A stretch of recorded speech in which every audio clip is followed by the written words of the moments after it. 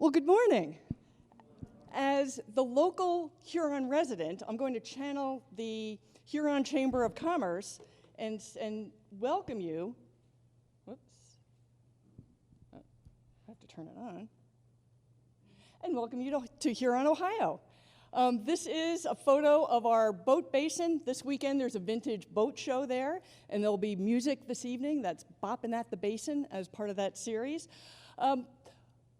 But having spent most of my adult life in Columbus, Ohio, I chose to live full-time now east of Huron, Ohio. And why? And it's because I swim, sail, and live on Lake Erie. As do many people, whether they live or come here for tourism purposes, one of the things that's important to know about Lake Erie is that it is the most productive fishery of all of the Great Lakes, as the most southernmost and the shallowest. But it also, when we think about the 8 counties of Ohio that border Lake Erie, it represents $15.1 billion in spending and 128,000 jobs. So clearly, it's an important resource from a variety of perspectives. Here's an aerial view of Huron. We're over here, and I live over here, but it's our little burg, and I just wanted to say welcome. But also to kind of get us all spatially oriented. As a geographer, I always like to see maps. So here we are in Lake Erie, and we're at the southernmost point of Lake Erie right there. And so when again, as Lake Erie being the southernmost, shallowest, and the warmest, and the most productive fishery of the Great Lakes, it's also important to look at it in profile. And when we talk about Lake Erie, we look at it in terms of the western basin, the large central basin, and the eastern basin. What's important about this is you can see how shallow the western basin is. And this is where we experienced the largest, most severe harmful algal blooms. And Lake Erie is in peril because of harmful algal blooms, as are many other waters, not just in the US, but globally. And this is true for our freshwater systems as well as our saltwater systems. And then one of the aspects that contribute to the harmful algal blooms in Lake Erie is that this big orange splotch is the Maumee River Basin. That's 4.2 million acres that all drain into that shallow western basin. And roughly 80% of the land use is in agriculture. So we're seeing a lot of agricultural runoff being delivered in the spring, partly as a result of one contributing factor is climate change, with more frequent intense storms in the spring, all delivering phosphorus into the western basin.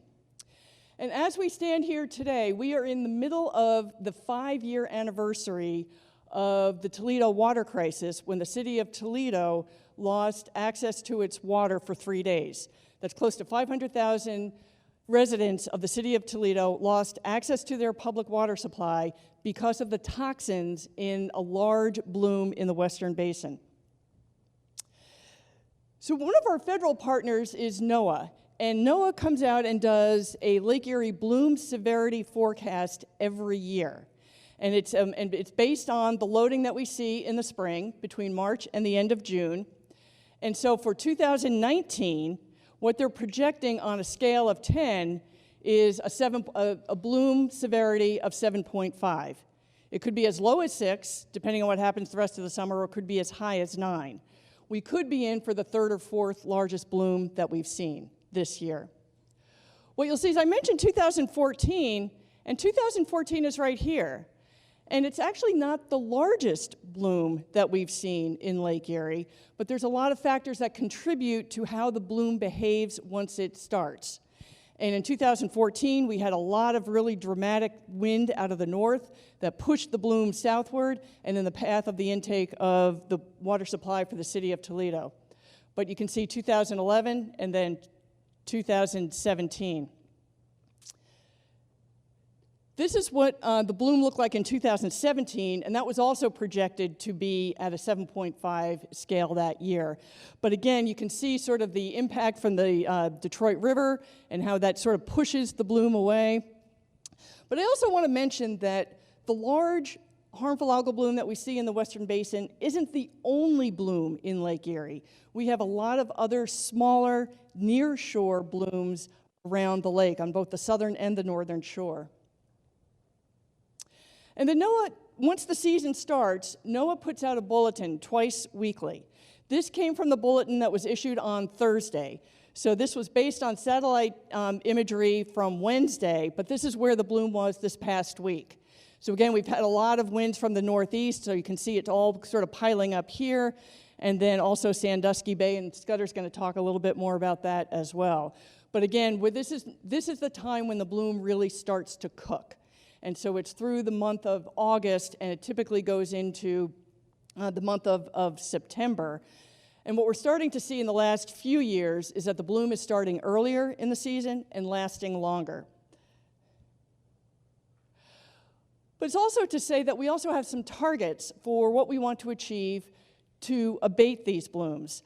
There's a binational agreement between the US and Canada that's referred to as the Great Lakes Water Quality Agreement.